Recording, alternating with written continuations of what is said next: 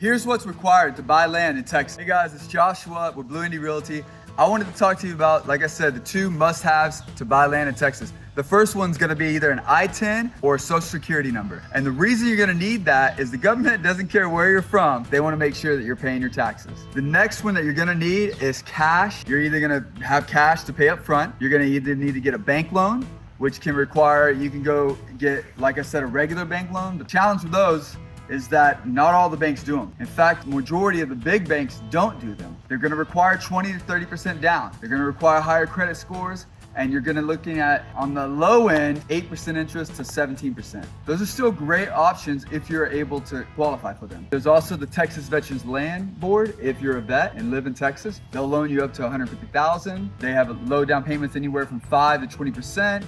And they offer you a 30-year guaranteed rate of 7.25. Another great option is gonna be owner financing.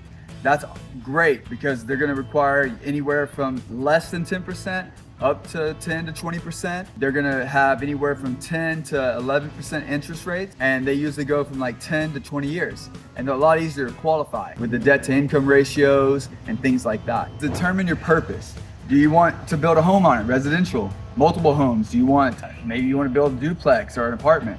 Do you want it to be commercial? Are you looking to start a business? Do you want a storage facility? Or do you want to build a farm, agricultural? Do you want to raise cattle?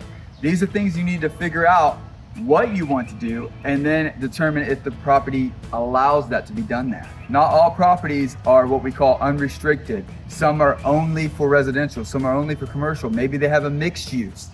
These are things you're gonna look for when you're determining your purpose. The next thing you wanna do is determine the location. How far from the highways is it? From the big cities? How far is the local amenities, the grocery stores, the school districts? How are they? These are things that you wanna check out. Is the internet close by? Or do you need satellite? Which with Starlink now, that you don't even need to worry about it because it's incredible. Another thing that you're gonna wanna look for is gonna be surveys.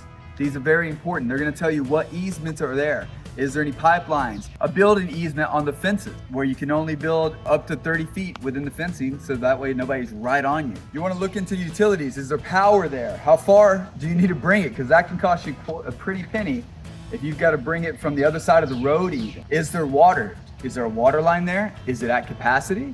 Does it need to be upgraded? Or do you need a water well? Also, septic system. Is there city sewer? Or are you gonna need a septic system? Those are things to look for as well that can determine if you're getting a cheap property or you get an incredible value. Those are things that you're gonna wanna look for when you're looking for the right location as well. If you found the right property, you're going to make an offer. Usually what that's gonna consist of is you're gonna get a contract started. You wanna use the TREC promulgated, make sure that whoever you're doing this with are using TREC approved forms. You're gonna have earnest money.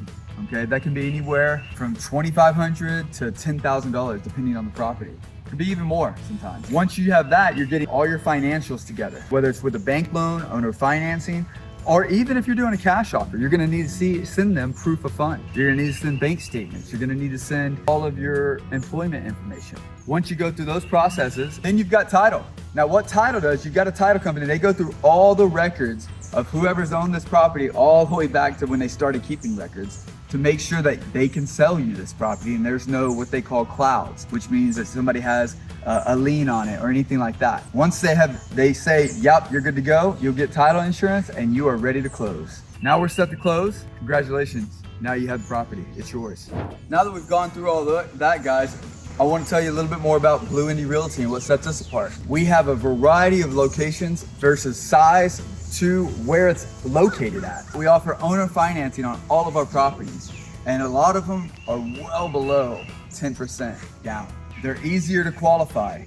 So if you guys want to make a move, you're ready to take a look at some of the incredible opportunities that we offer, go ahead and comment below. This is Joshua with Blue Indy Realty. We'll see you next time.